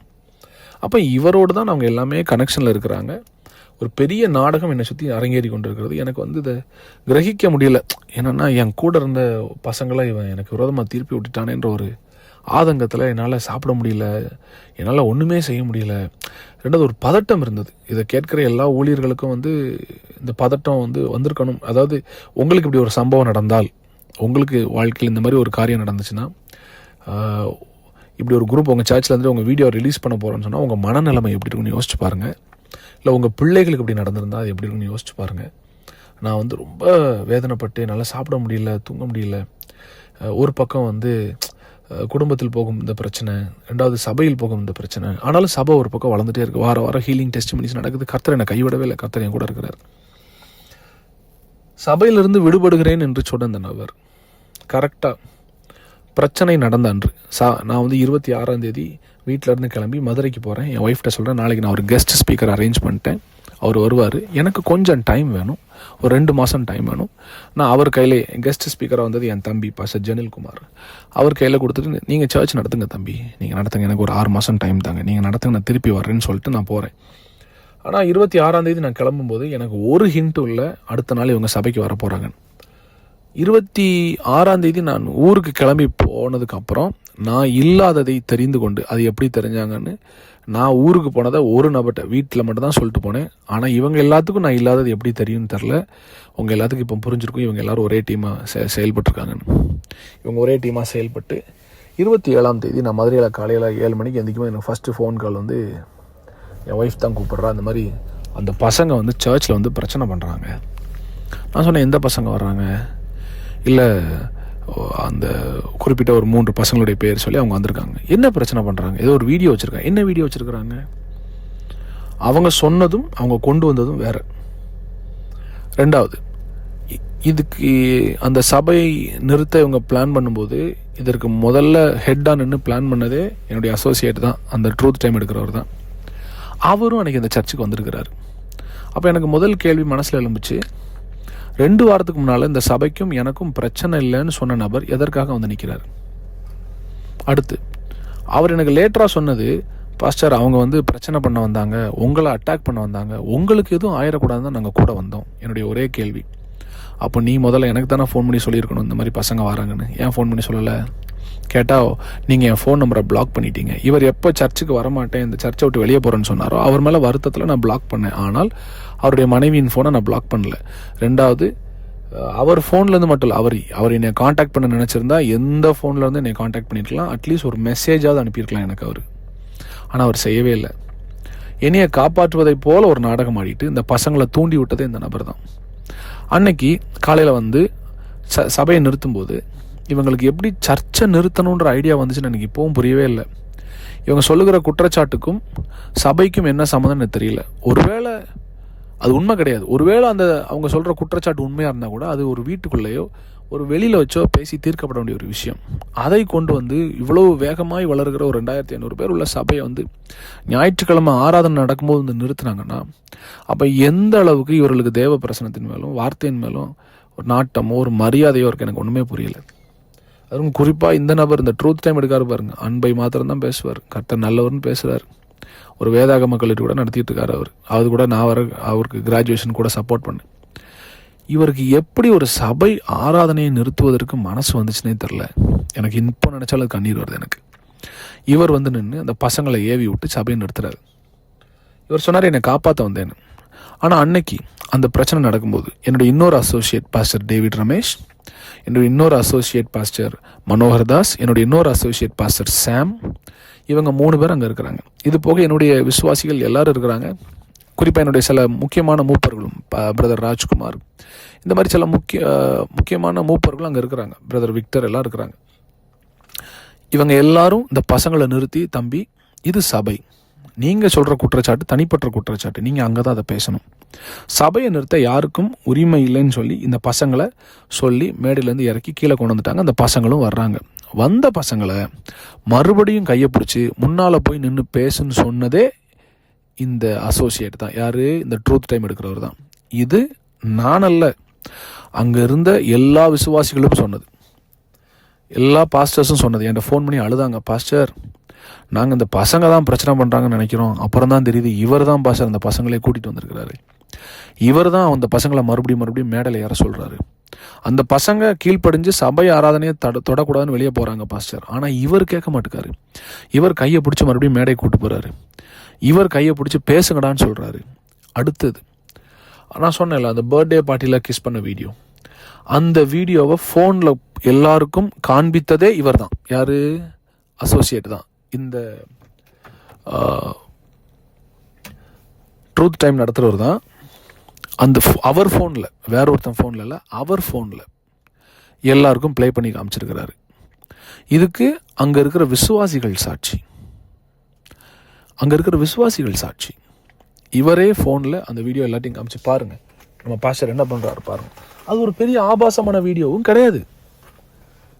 அதை காண்பிச்சுட்டு இவங்க சொன்ன அடுத்த குற்றச்சாட்டு என்னன்னா, அது போதுமான ஆதாரம் அது கிடையாததுனால அதை வைத்து ஒரு பெரிய சபையை நிறுத்துவதற்கான ஒரு போதுமான அது ஆதாரமாய் தோன்றாததுனால இவங்க வேற பல குற்றச்சாட்டுகளை சேர்ந்து வைக்கிறாங்க. அதில் அவங்க சொன்னது என்னன்னா, இது மட்டும் இல்லை, இதை போல் நிறைய வீடியோஸ் நாங்கள் வச்சுருக்கிறோம், இது போல் நாங்கள் நிறைய வீடியோஸ் வச்சுருக்கிறோம், அவர் நிறைய பெண்களோட தப்பு பண்ணியிருக்கிறாரு. நான் அந்த அசோசியேட்டை ஒரு காரியத்தை இந்த ஆடியோ மூலமாக சொல்கிறேன். உன்னை நம்பினதுக்கு, உன்னை என் கூட வச்சதுக்கு நீ பண்ண துரோகம் இருக்கு பாரு, உன்னை கடவுள் பார்த்துக்கிடுவார். இதற்கான பதிலை உன் தலைமுறைகள் பார்க்கும். நீங்கள் நடித்த நாடகம், என்கிட்ட நல்லவ மாதிரி நடிச்சுட்டு பசங்களை ஏவி விட்டு நீங்கள் நடித்த நாடகம் வெளியே வராதுன்னு நினச்சி தான் நீங்கள் இவ்வளவும் பண்ணீங்கன்னு தெரியும். ஆனால் கர்த்தர் யாருன்னு சொல்கிறேன், எனக்குள்ளே இருக்கிற ஆவியானவர் யாருன்னு சொல்கிறேன். அவர் எல்லாத்தையும் காண்பிச்சு கொடுத்துருவார், எல்லாத்தையும் வெளிச்சத்துக்கு கொண்டு வந்துடுவார். நான் இன்னும் சில உண்மைகளை சொல்கிறேன். அந்த பசங்களை வச்சு பிரச்சனை பண்ணிவிட்டு சபையை நிறுத்திட்டு சபை ஆராதனை நடக்காதுன்னு எல்லாரையும் போக வச்சுருக்கிறாங்க. என் முதல் கேள்வி, எனக்கு அசோசியேட் பாஸ்டர் இருந்துட்டு இந்த சபைக்கும் எனக்கும் சம்மந்தம் இல்லைன்னு சொல்லி வெளியே போனேன், உங்களுக்கு மறுபடியும் அந்த சபையில் என்ன வேலை? அதுவும் கரெக்டாக அந்த பசங்க வர்ற அன்னைக்கு. ஒருவேளை என் பில்டிங்கு எந்த பிரச்சனையும் வந்துடக்கூடாதுன்னு காப்பாற்ற வந்தேன், இல்லை பாஸ்டர் மேலே கையை வச்சிடக்கூடாதுன்னு காப்பாற்ற வந்தேன். நான் அந்த சபையில் அன்னைக்கு ஞாயிற்றுக்கிழமை காலையில் இல்லைன்ற விஷயம் உங்களுக்கு தெரியும். அப்புறம் எப்படி இந்த பசங்க என்னை அட்டாக் பண்ணுவாங்க நீங்கள் சொன்னீங்க? ரெண்டாவது, கரெக்டாக எப்படி அவங்க வந்த டைமுக்கு நீங்களும் வந்தீங்க? சரி, அப்படியே அவங்க ஃபோன் பண்ணி சொல்லியிருந்தாலும் அந்த பில்டிங் உங்கள் அப்பா பேரில் இருக்குது, நீங்கள் தான் ஓனரு. பக்கத்தில் இருக்கிற போலீஸ் ஸ்டேஷன் ஃபோன் பண்ணி இந்த மாதிரி எங்கள் பில்டிங்க்கு 4 பேர் பிரச்சனை பண்ண வர்றாங்க சார், எங்களுக்கு பாதுகாப்பு வேணும்னு நீங்கள் கொடுத்துருக்கணுமா இல்லையா? என் கூட 5 வருஷம் இருந்தீங்களே, உங்களை எல்லா மேடையிலும் ஏற்றி உட்கார வச்சேனே, என் பிரசங்கத்துக்கு முன்னால் உங்களுக்கு 15 நிமிஷம் 20 நிமிஷம் மைக்கை கொடுத்து பேசுங்கன்னு சொன்னேன். இந்த சபையில் எனக்கு என்ன மரியாதை கொடுக்குறீங்களோ அதே மரியாதையை இவருக்கும் கொடுங்க அப்படின்னு சொல்லி உங்களை பக்கத்தில் நிறுத்தி வச்சுருந்தேனே, அதுக்கு நீங்கள் காண்பித்த நன்றி தானே அது? அதுக்கு நீங்கள் காண்பித்த நன்றி தானே அது? மான வேதனையோடு சொல்கிறேன், என் சபையை நான் திருப்பி ஆரம்பிப்பேன், என்னுடைய ஊழியம் திரும்ப வளரும். கர்த்தர் என் பக்கத்தில் இருக்கார், ஜனங்களும் என்னை புரிந்து கொள்வார்கள். நான் மறைஞ்சு ஓடி வாழ்கிற கூட்டம் கிடையாது. நான் ஆண்டோடைய பிள்ளை, அவர் என்னை நீதிமானாக மாற்றிருக்கிறார். நான் சொல்கிறேன், உங்களுக்கு அவ்வளோ செஞ்சனே, துரோகம் செய்வதற்கு முன்பதாக 1 நிமிஷம் 2 பேர் யோசிச்சு பார்த்தீங்களா? புருஷனை பொண்டாட்டி உட்காந்து இவ்வளோ நம்பினார், எனக்கு கொடுக்குற மதிப்பு அவங்களுக்கு கொடுங்கன்னு சொன்னார். இந்த சபை ஒருவேளை நான் அடுத்து கிளை சபைகள் வேறு தேசங்களில் ஆரம்பித்தா நான் போவேன், அப்போ இந்த சபை எவ்வளோ பெரிய சபையாக இருந்தாலும் இதை என்னுடைய அசோசியேட் கையில் கொடுத்துட்டு போவேன்னு சொன்னேன். எப்படி அவங்களுக்கு மனசு வந்துச்சு? இப்படி இப்படி ஒரு இருதயம் உள்ள ஒரு மனுஷனை நீங்கள் சிதைப்பதற்கு மனசாட்சியில் உங்கள் 2 பேருக்கும் மனசாட்சியில் நீங்களாம் பைபிளை தொடாதீங்க. இல்லை பிரசங்கம் வர பண்ணுறீங்க, அன்று கர்த்தர் நல்லவர்னு. சரி, மற்ற மக்களுக்கு நான் அதை சொல்கிறேன். ஏன்னா அந்த ஆடியோ அவரும் கேட்பார், அவருக்கும் தெரியணும், அவருக்கும் குத்தணும். இது அவங்க குடும்பத்தாருக்கும் தெரியணும். இப்படி ஒரு பாம்பை வளர்த்து வச்சுருக்கிறோன்னு, இப்படி ஒரு சர்ப்பத்தை வளர்த்து வேற ஒரு உலகத்தில் கர்த்தரால் உயர்த்தப்பட்ட ஒரு பிள்ளைய எந்த சிபாரிசும் இல்லாமல் யாருடைய ரெக்கமெண்டேஷனும் இல்லாமல் கிருபையால் மாத்திரம் மேலே வந்து இத்தனை ஆண்டுகள் கஷ்டப்பட்டு ஊழியத்தில் மேலே வந்து உலகத்துக்கே ஆசீர்வாதமாக இருக்கிற ஒரு பிள்ளைய உங்கள் மகன் மனசாட்சி இல்லாமல் கொண்டிருக்கிறான். அது உங்களுக்கு கேட்கணும், உங்களுக்கு புரியணும். சாபத்தை சம்பாதிச்சு வச்சுருக்கீங்க நீங்கள். மக்களுக்கு நான் சொல்கிறேன், அன்னைக்கு அந்த பிரச்சனை நடக்கும்போது கூட இருந்த எல்லாரும் அநேக ஆதாரமற்ற குற்றச்சாட்டுகள் அவங்க வந்து காண்பிச்சு இந்த ஒரு வீடியோ தான், ஆனால் நிறைய வச்சுருக்கோன்னு சொன்னாங்க. எங்கே வச்சுருக்கிறீங்க? ரிலீஸ் பண்ணுங்கடா. நீங்கள் உங்கள் கையில் இல்லைன்னு தெரியும். இந்த ஒரு வீடியோ வச்சுட்டு இன்னும் நிறையா இருக்குது. யார் நீங்கள்லாம் நிறையா வச்சு நீங்கள் காண்பிக்காத ஆட்களா? மனசாட்சி இல்லாதவங்க தான் நீங்கள்லாம். உங்கள் மேலே இம்பார்ட்டேஷன் வச்சு உங்களை போராட்டத்துக்குலாம் நான் காரில் கூப்பிட்டு போய் சாப்பாடு வாங்கி கொடுத்து என் கூட ஸ்டார் ஹோட்டலில் தங்க வச்சு எனக்குரிய மரியாதை உங்களுக்கு கொடுத்து எத்தனையோ மீட்டிங்கில் எனக்கு போட்ட சால்வை உங்களுக்கு நான் போட்டு உங்களை கூட வச்சு ஊழியத்தில் நான் படித்து கொடுத்து எப்படி பிரசங்கம் பண்ணணும், எப்படி அனாயிண்டிங்களை நடத்தணும், எப்படி டெலிவர் பண்ணணும், எப்படி ஹீல் பண்ணணும் நான் சொல்லிக் கொடுத்தே நீங்கள் எனக்கு கொடுத்த பாடம் தானடா. அப்போ இவ்வளோ நாள் நீங்கள் என் கூட இருந்து என் காசு பணம் என் பெயர் புகழ் தான் உங்களுக்கு அவ்வளோ எரிச்சலை உண்டு பண்ணியிருக்கு, உங்களுக்கு பொறாமையை உண்டு பண்ணியிருக்கு. அப்படி தானே? என் முகத்திலே முடிச்சிடாதீங்க நீங்கள் யாரும். ஆண்டவர் உங்களை பார்த்துக்கிடுவார். நான் என்னைக்கோ மாம்சத்தில் செயல்பட்டால் நான் பண்ணியிருக்கலாம், சில தவறான காரியத்தை செய்திருக்கலாம், எனக்கும் தோணுச்சு. ஆனால் ஆண்டவரை நான் நம்புகிறேன்டா. ஆண்டவரை நான் நம்புகிறேன். எனக்கு அவர் நீதி செய்வார் நான் நம்புகிறேன். அதனால தான் நான் அமைதியாக இருக்கிறேன். சபை மக்களுக்கு நான் சொல்கிறேன், இவங்க அன்றைக்கி என்னை மிரட்டி ஒரு குரூப்பாக உட்காந்து அன்றைக்கி வந்தது எல்லாமே எனக்கு விரோதமான ஆட்கள். யார் மேலே சர்ச்சில் நான் ஆக்ஷன் எடுத்திருந்தனோ, தனியாக கூப்பிட்டு பர்சனலாக வார்ன் பண்ணணும், அவங்க எல்லோரும் அன்றைக்கி வந்து உட்காந்துருக்குறாங்க. அதில் ஒரு சிலர் ஏமாற்றப்பட்டார்கள் எனக்கு தெரியும். எனக்கு ஃபோன் பண்ணிவிட்டு 40 லட்சம் நீ இப்போ கொடுக்கலன்னா இந்த வீடியோவை ரிலீஸ் பண்ணிடுவோம். இதை சொல்லும்போது இந்த ட்ரூத் டைம் எடுக்கார்ல, ட்ரூத் டைம் பைபிள் காலேஜ் நடத்தார்ல ட்ரூத் டைம், அவரும் அங்கே நிற்கிறாரு. 40 லட்சம் கொடுக்கலன்னா இந்த பசங்களை வச்சே பேசுகிறார். அவர் அமைதியாக நின்றுட்டு ஏவி மட்டும் விடுறாரு. 40 லட்சம் நீ கொடுக்கலன்னா உன்னை வந்து நாங்கள் இந்த வீடியோவை யூடியூப்பில் போட்டுறோம். அப்போ நான் சொன்னேன், நீங்கள் போடுங்கடா, பிரச்சனை இல்லை, பார்த்துக்கலாம். நான் எதற்காக அமைதியாக இருந்தேன்னா, அந்த சம்பவம் நடக்கும்போது என் மனைவி அங்கேருந்து எல்லாத்துக்கும் தலையாட்டிகிட்டு இருந்தார். இந்த ஆடியோ அவளும் கேட்பான்னு எனக்கு தெரியும்.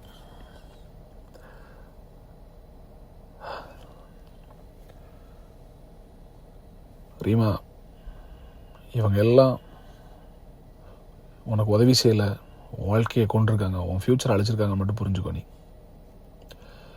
உன்னை குறிச்சோ உன் குடும்பத்தை குறிச்சோ நான் பப்ளிக்கில் ஒன்றாலும் தப்பாக பேச மாட்டேன். அதற்குரிய வரையறையை நீங்கள் தான் பாதுகாத்துக்கணும். அந்த லிமிட்டை நீங்கள் தான் காப்பாற்றிக்கிடணும். நீங்களும் ஒரு லிமிட்டை தாண்டி போனீங்கன்னா நானும் சில விஷயத்த பேச வேண்டிய வரும். அது வரக்கூடாதுன்னு நான் ஜெபிக்கிறேன். இனிமேலாவது புரிஞ்சுக்கோ. நமக்கு 2 பேரும் நடக்கிற மிஸ் அண்டர்ஸ்டாண்டிங்கில் உள்ளே வந்து எவனோ ஒருத்தன் எவ்வளோ பெரிய கேம் விளையாண்டு அசிங்கத்தை உண்டு பண்ணி உன்னையும் நடத்தல் நிறுத்தியிருக்கான், என்னையும் அவன் துரத்தி சாவுக்கு நேரம் ஓட வச்சிருக்கிறான். கர்த்தர் என்னை காப்பாற்றிருக்கிறார். உனக்கு ஒரு விஷயம் புரியணும். இந்த பிரச்சனைலாம் நடக்கும்போது எந்த ஒரு மனுஷனாக இருந்தாலும் அவனுக்கு முதல்ல தோன்றது செத்து போயிடலான்னு. எனக்கு கிட்டத்தட்ட 4-5 முறை தற்கொலை செய்கிற எண்ணம் வந்தது. டிப்ரெஷனில் இருந்தேன் 3 மாதமாக. சாப்பிடலை, 9 கிலோ கம்மியான உடம்புல. பட் ஸ்டில் ஒவ்வொரு நாளும் ஆண்டவர் பிரசனத்தில் உட்காந்து ஜெபம் பண்ணேன். நீ நினைப்ப இவ்வளோ தப்பாக பண்ணிட்டு அதை பண்ணுற, ஒன்றும் இல்லை ரீமா. நம்ம 2 பேருக்கு தான் தெரியும் என்னென்ன தவறு நடந்துச்சுன்னு. என்னவா இருந்தாலும் அதை கர்த்தர் என்னை பார்த்துக்கிடுவார். மறுபடியும் சொல்கிறேன், ஒன்றை நான் பொது இடத்துல அசிங்கப்படுத்த மாட்டேன். நீயே ஒருவேளை வந்து வெளியில் என்னை பற்றி தப்பாக சொன்னாலும் I will never open my mouth to tell the world who you are, and I will never do that. Yeah, I love my son Zain. சபை மக்களுக்கு நான் சொல்கிறேன், அன்னைக்கு 40 லட்ச ரூபா டிமாண்ட் பண்ணுறாங்க. நான் கொடுக்க முடியாதுன்னு சொன்னேன். அன்னைக்கு சாயங்காலமே யூடியூப்காரங்களுக்கு ஃபோன் பண்ணி இந்த மாதிரி ஒரு பிரச்சனை போகுதுன்னு எனக்கு கொஞ்சம் கொஞ்சமாக கொடுக்குறாங்க, பெயின் கொடுக்குறாங்க. நான் சொல்கிறேன், அதாவது ஒரு மனுஷனுக்கு வந்து எவ்வளவு பெயினை தாங்கிக் கொள்வதற்கு பலன் இருக்குன்னு எனக்கு தெரியல. பட் நான் வந்து சில நாள் ஆண்டவர்கிட்ட நான் அழுது சொன்னேன், எனக்கு பலன் இல்லை ஆண்டவரே, எனக்கு பலன் இல்லை. எஸ், நான் சந்தோஷமான ஜான் ஜெபராஜ், ஆடி பாடுற ஜான் ஜெபராஜ் தேவ பிரசன்னத்தில். எஸ், உண்மை. நானும் மனுஷன் தானே, என்னால் முடியல ஆண்டவர். நான் ஒன்று ஆண்டவர்கிட்ட சொன்னேன், ஆண்டவரே ஒன்று என்ன எடுத்துக்கோங்க, இல்லை நாங்கள் வந்துடுறேன், என்னால் இங்கே முடியல ஆண்டவர். இதற்கிடையே இவங்க எல்லாரும் சேர்ந்து என்னுடைய ஆதரவாளர்கள், என் கூட நிற்கிற சில பெரிய ஊழியர்களுக்கு இவங்க ஏற்கனவே 1-2 மாதங்களுக்கு முன்பதாகவே இவங்க தனிப்பட்ட விதத்தில் ஃபோன் பண்ணி பேசி, இவங்க எல்லாரும் சேர்ந்து ஆமான்னு சொன்ன உடனே அவங்களும் நம்பி, இவங்க யாருமே இந்த பிரச்சனை நடக்கும்போது எனக்கு ஒரு ஃபோன் கூட பண்ணல. சிலர் ஃபோன் பண்ணி சில அறிவுரைகளை சொல்ல விரும்பினாங்க. இந்த பிரச்சனையை கேட்டு என்கிட்ட பேசாமல் போனேன், என்னை விட்டு தள்ளி போனேன், இனிமேல் அதை யூஸ் பண்ணக்கூடாதுன்னு நினச்ச எல்லா ஊழியக்காரங்களுக்கும் ஒரு காரியத்தை சொல்கிறேன். இதுவரைக்கும் நீங்கள் காண்பித்த அன்புக்கு நன்றி. நீங்கள் எடுத்த முடிவு நல்லது. நான் மரண இருளின் பள்ளத்தாக்கில் போகும்போது என் கூட நிற்காம கண்மலை உச்சியில் மாத்திரம் என் கூட நிற்க விரும்பின உங்களுக்கு நான் ஒரு காரியத்தை சொல்கிறேன். இனி உங்கள் நட்பு எனக்கு தேவையில்லை. இந்த உலகத்தில் வாழ எனக்கு தெரியும். கர்த்தர் என் கூட இருக்கிறாரு. என்னை நேசிப்பதற்காக கோடிக்கணக்கான மக்கள் ஆண்டவர் வச்சிருக்கிறாரு. எஸ், வச்சிருக்கிறாரு. ஆண்டவர் எனக்காக யுத்தம் செய்வார். கர்த்தர் எனக்காக யுத்தம் செய்வார். ஒரு மனுஷனை மிரட்டி ஊழியத்தை எடுத்து குடும்பத்தை பிரித்து விட்ட அசோசியேட் பைபிள் காலேஜ் நிறுவனருக்கு சொல்கிறேன், ஆண்டோடைய பார்வையில் நீ செஞ்சது பெரிய துரோகம். கிருபையை பேசுகிறேன்னு சொல்லிட்டு என்னைய கவர் பண்ணுறதை விட்டுட்டு என் நிர்வாணத்தை வெளியில் காமிச்ச ஒன்று உன் குடும்பத்தை கர்த்தர் பார்த்துக்கிடுவார். வயிறு எறிஞ்சு சொல்கிறேன், கர்த்தர் பார்த்துக்கிட்டு உன்னை. இதெல்லாம் நடக்கும்போது நான் எங்கள் ஊருக்கு போயிட்டேன். எங்கள் ஊரில் இருந்து நான் எல்லாத்தையும் டீல் பண்ணிகிட்ருக்கிறேன். நீங்கள் எல்லாம் புரிஞ்சுக்கோங்க. இந்த சபையை நானே கொடுப்பேன்னு சொல்லும்போது எனக்கு வேண்டான்னு சொல்லிட்டு போனேன் இந்த அசோசியேட் ட்ரூத் டைம் எடுக்கிறவர் கரெக்டாக அந்த சபை நிறுத்தப்பட்ட அடுத்த ஒரு வாரத்தில் சபை தொடங்குறாரு. சபை தொடங்கினவர் என்ன பண்ணார் அப்படின்னா, நம்ம சர்ச்சில் மீடியாவில் இருக்கிற எல்லா கான்டாக்டையும் கம்ப்யூட்டர்லேருந்து திருடிட்டு போய் அங்கே இருக்கிற நம்ம ஜனங்கள் ஜான் ஜெபராஜ்ன்ற பெயரை பார்த்து சபைக்கு வந்த எல்லா விசுவாசிகளுக்கும் இவங்க மெசேஜ் அனுப்புகிறாங்க, நாங்கள் சர்ச்சு திறக்கிறோம் வாங்கன்னு. ஜனங்கள் வந்தார்களா? எஸ், ஆரம்பத்தில் ஒரு 70-80 பேர் வந்தாங்க. ஆனால் இப்போ நான் கேள்விப்பட்டேன் ஒரு 20-30 பேர் தான் போகிறாங்கன்னு. வந்தவங்ககிட்டலாம் இவர் என்ன சொல்லியிருக்கிறாரு, பாஸ்டர் திடுப்புன்னு விட்டுட்டு போயிட்டாரு, வேறு வழி இல்லை, நான் சர்ச் நடத்துகிறேன், அவர் எப்போ வந்தாலும் அந்த சர்ச்சை நான் திருப்பி கொடுத்துருவேன். பிசாசுக்கு ஒரு வசனத்தில் ஒரு இது உண்டு, அவன் பொய்யனும் பொய்க்கு பிதாவுமாக இருக்கிறான். இவ்வளோத்த சொன்ன நீ ஏன்பா அன்னைக்கு இந்த வீடியோவை சபா மக்களுக்கு உன் ஃபோனில் காமிச்ச? 40 லட்ச ரூபா அவன் கேட்கும்போது பக்கத்தில் தான் நீ நின்றுட்டு இருந்த. சரி, சபையை மூடினீங்களே, சபையை மூடிட்டு சாவியை எதுக்கு நீ உன் வீட்டுக்கு எடுத்துகிட்டு போன?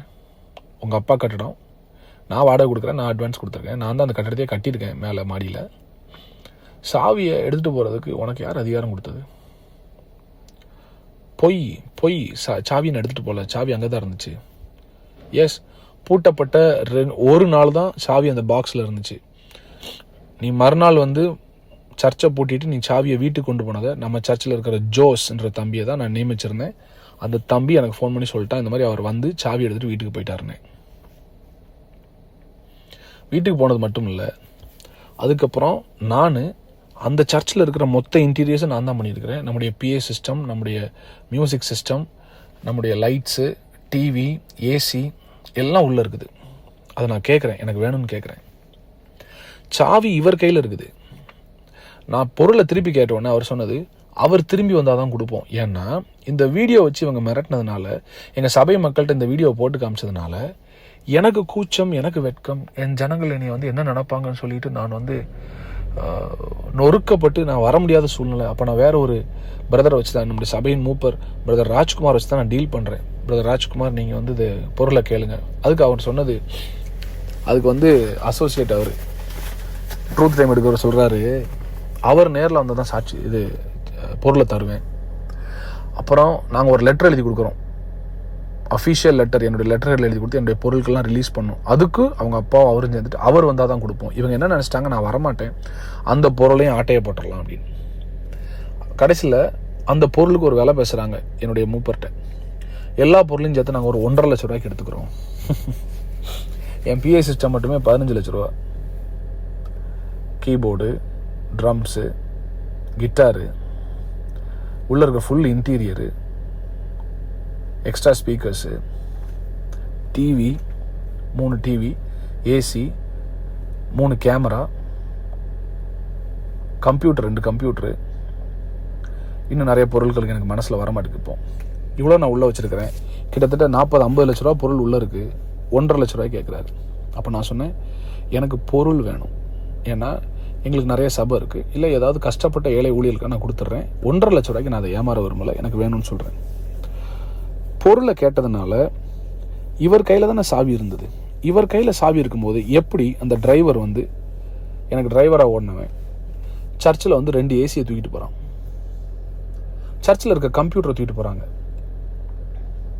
நம்ம சபையில் மீடியாவில் இருந்த ஒரு பையன், குள்ளமாக இருப்பான் ஒருத்தன், ஒரு பாட்டெலாம் ரிலீஸ் பண்ணியிருக்கிறான். அவன் யாருன்னு இல்லை, நான் ஃப்யூச்சரில் சொல்ல தான் போகிறேன். நம்ம சர்ச்சு லேப்டாப்பை தூக்கிட்டு போகிறான், திருடிட்டு போயிருக்கான். அதுக்குடைய பில் நம்ம கையில் இருக்குது. வெகு சீக்கிரத்தில் அதுக்கான கேஸை நான் கொடுப்பேன். அவனை நான் ஸ்டேஷனில் வச்சு நான் பார்ப்பேன். என் கேமராவை திருடிட்டு போயிருக்கானுங்க. அன்னைக்கு பிரச்சனை நடக்கிற அன்னைக்கு அந்த பசங்கக்கிட்ட யார் யாருக்கு என்னென்ன பொருள் வேணுமோ தூக்கிட்டு போங்கன்னு சொன்னதே இந்த அசோசியேட் தான். யார்? இந்த ட்ரூத் டைம் எடுக்கிறவர் தான்.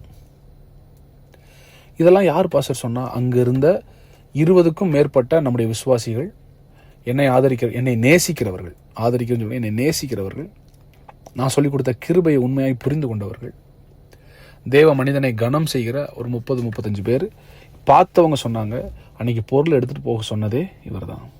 இது போக எனக்கு ஆதரவு தெரிவிச்சு, அப்பா என்னதான் இருந்தாலும் அவர் நம்ம ஊழியக்காரரு, இவ்வளோ பெரிய சபையை கட்டியிருக்கிறாரு, நமக்காக இவ்வளோ தியாகம் பண்ணியிருக்கிறாரு, பர்சனல் மேட்டரை நீங்கள் சர்ச்சில் கொண்டு வந்து பேசி அசிங்கப்படுத்தாதீங்க, விடுங்கன்னு சொன்னபோது அவங்ககிட்டையும் போய் வீடியோ காண்பிச்சு, இன்னுமா அவரை நம்புறீங்க, வாங்க அவரை விட்டுட்டு வாங்க, நம்மலாம் தனியாக சபை ஆரம்பிப்போன்னு சொன்னதே இவர் தான்.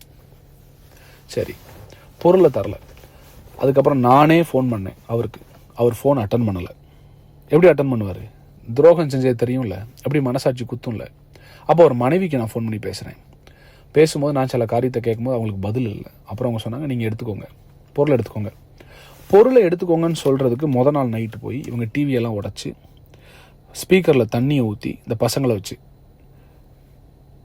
எல்லா ஸ்பீக்கர்ஸையும் நாசமாக்குறாங்க. இப்போ நான் அந்த மிக்சர்லாம் கொண்டு வந்து நான் ஒர்க் பண்ண வச்சா மிக்சர் ஒர்க் ஆக மாட்டேன். மிக்சரை உடச்சிருக்கிறாங்க, ஸ்பீக்கர்ஸ்குள்ளே தண்ணி ஊற்றிருக்கிறாங்க. டிவி 3 டிவிலுமே ஒரு ஸ்பேனர் வச்சு குத்திருக்கு, ஸ்க்ரூ டிரைவர் வச்சு குத்தி ஃபுல் ஸ்க்ரீன் உடஞ்சிருக்குது. ஒன்று பொருளை ஏன்ட்ட விட்டுட்டு போ, இல்லாட்டா உனக்கு அது தரமாட்டேன்ற ஒரு எண்ணத்தில், யாருக்கும் கிடைக்கக்கூடாது, எங்களுக்கு கிடைக்காது யாருக்கும் கிடைக்கக்கூடாதுன்ற எண்ணத்தில் அதை சிதைக்கிறாங்க.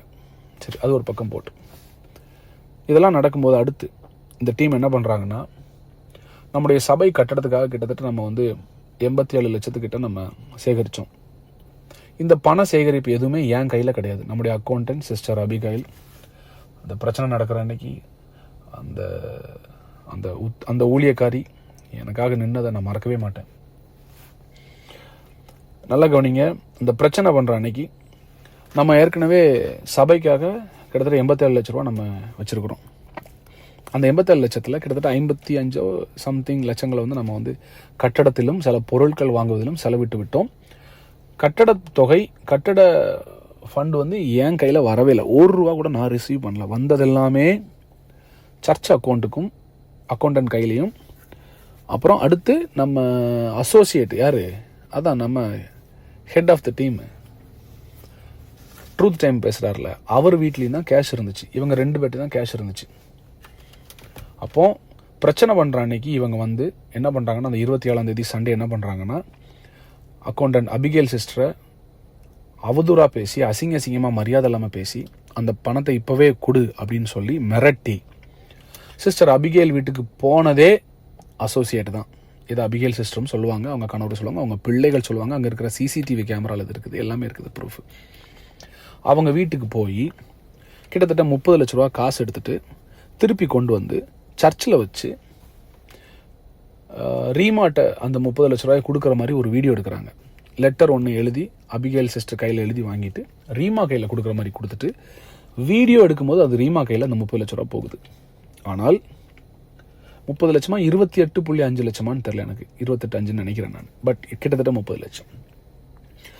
ரீமா கையில் அந்த தொகையை இவங்க கொடுக்குற மாதிரி கொடுத்துட்டு அதை வீடியோ எடுத்துட்டு அதுக்கப்புறம் அதை வாங்கி லாக்கரில் வைக்கிறாங்க, சர்ச் லாக்கரில் வச்சுட்டு.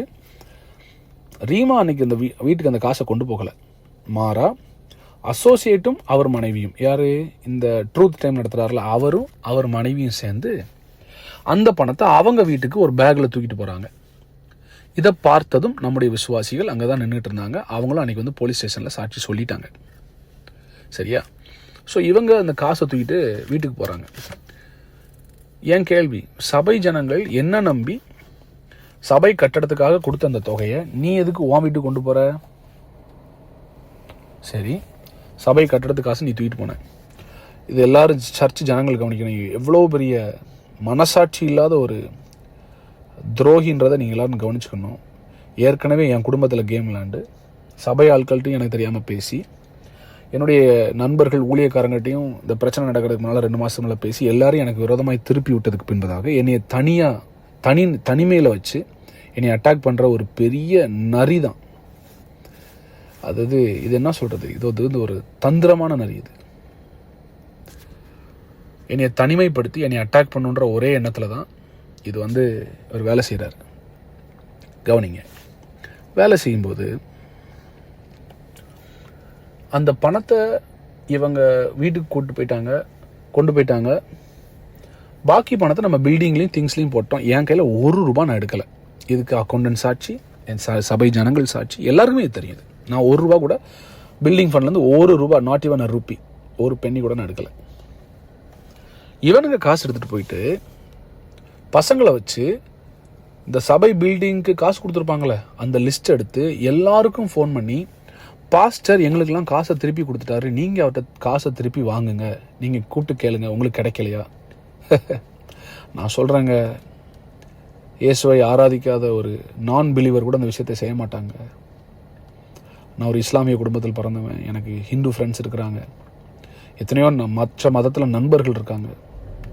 அவங்க கூட இந்த அளவுக்கு ஒரு மனுஷனை வேதனைப்படுத்துவாங்களான்னு தெரில, அவ்வளோ வேதனைப்படுத்தினாங்க. நீ எல்லா ஜனங்களும் எனக்கு ஃபோன் பண்ணி காசு கேட்க ஆரம்பித்தாங்க. நான் சொன்னேன், என்கிட்ட காசு இல்லை, காசு அவங்க தான் தூக்கிட்டு போயிருக்காங்க, உங்கள்கிட்ட தானே கொடுத்தோம், நீங்கள் எங்களுக்கு தாங்க. இந்த அசோசியேட் அன்றைக்கி நின்று சர்ச்சில் நீங்கள் கொடுத்த டைத்தெல்லாம் திருப்பி கேளுங்க அவர்கிட்ட. அசிங்கமாக இல்லை உனக்கு? நீங்கள் கொடுத்த டைத்தெல்லாம் திருப்பி கேளுங்க, நீங்கள் கொடுத்த ஆஃபரிங்லாம் திருப்பி கேளுங்க. அவர் உங்கள் பணத்தில் தான் வாழ்ந்துட்டுருக்காரு. யார் பணத்தில் வாழ்கிறா? கர்த்தர் என்னை போஷித்தார். இங்கே யாரும் பணத்துக்கு உரிமை கொண்டாட முடியாது. ஏன்னா அவங்களுக்கு கொடுத்ததும் ஆண்டவர் தான், கொடுக்க சொன்னதும் ஆண்டவர் தான். எனக்கு மென்டல் டார்ச்சர் கொடுத்தானுங்க.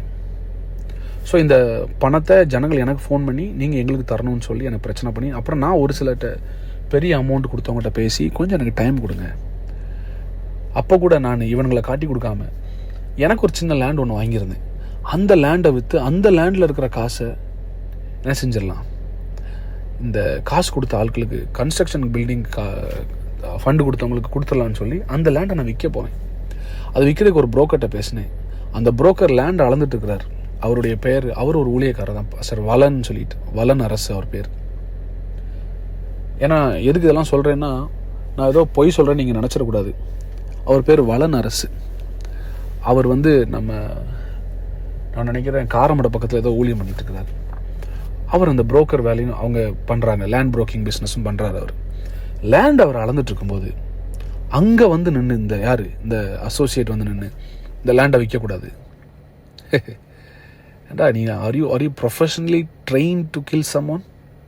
ஒருத்தனை கொலை செய்வதற்காக நீ வந்து வளர்க்கப்பட்டவனா? நீ ஒருத்தனை வந்து இல்லாமல் ஆக்கிறதுக்கு. நீங்கள் இந்த ஆடியோ கேட்குற எல்லாருக்கும் நான் சொல்கிறேன், என்னை ஒரு டாக்டர் செக்அப் பண்ணிட்டு கேட்டார், உங்களுக்கு எப்படி ஸ்ட்ரோக் வராமல் இருந்துச்சு?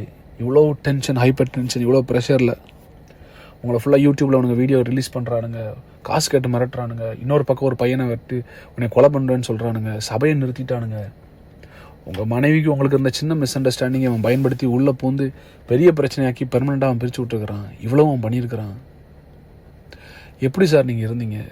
என்னுடைய ப்ரெஷரை செக் பண்ணிட்டு கேட்டார், உங்களுக்கு இந்நேரம் ஸ்ட்ரோக் வந்திருக்கணுமே, ஹார்ட் அட்டாக் வந்திருக்கணுமே, நீங்கள் எப்படி இருந்தீங்க?